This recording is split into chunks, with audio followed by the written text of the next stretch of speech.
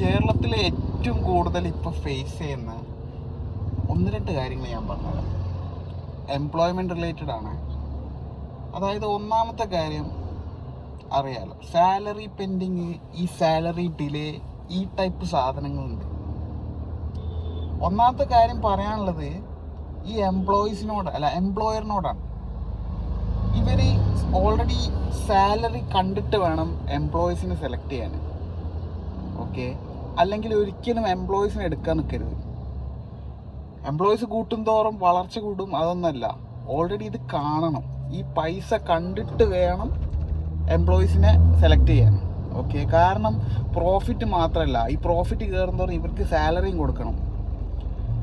അല്ലാതെ ഇവരെ ഒരു 5-ാം തീയതി 10-ാം തീയതി ആകുമ്പോൾ ഇങ്ങനെ വലിപ്പിക്കുന്ന സ്വഭാവം ഉണ്ടല്ലോ, അത് നല്ല പരിപാടിയല്ല. രണ്ടാമത്തെ വിഷയം എന്ന് പറഞ്ഞു കഴിഞ്ഞാൽ എംപ്ലോയീസിനോടാണ്. കറക്റ്റായിട്ട് സാലറി കിട്ടിയിട്ടില്ലെങ്കിൽ അത് പോയി ചോദിക്കണം. നിങ്ങൾക്ക് ആരെങ്കിലും പൈസ ഉണ്ടെങ്കിൽ നിങ്ങൾ പോയി വെറുപ്പിക്കൂലേ?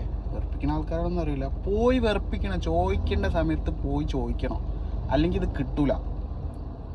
കാരണം ഈ പൈസ വെച്ചിട്ടാണ് ഇവന്മാർ റോൾ ചെയ്യണത്. ഈ റോളിങ് പൈസ അത് ഏത് വകുപ്പിലാണ് പോവാന്നുള്ളത് നമുക്കറിയില്ല. നമുക്ക് കിട്ടേണ്ട പൈസ അത് എന്തോ ആയിക്കോട്ടെ, 1 രൂപ ആണെങ്കിൽ 1 രൂപ, നമ്മളെ ഇത് പറയുന്ന പോലെ 1 രൂപ ആണെങ്കിൽ 1 അണ, ആ 1 അണ കിട്ടുന്ന രീതിയിൽ നമ്മളത് മേടിച്ച് തന്നെ എടുക്കണം. അല്ലെങ്കിൽ ഉണ്ടല്ലോ കംപ്ലീറ്റ് എക്സോസ്റ്റ് ആയി പോകും, ഒന്നും ഉണ്ടാവില്ല കയ്യിൽ.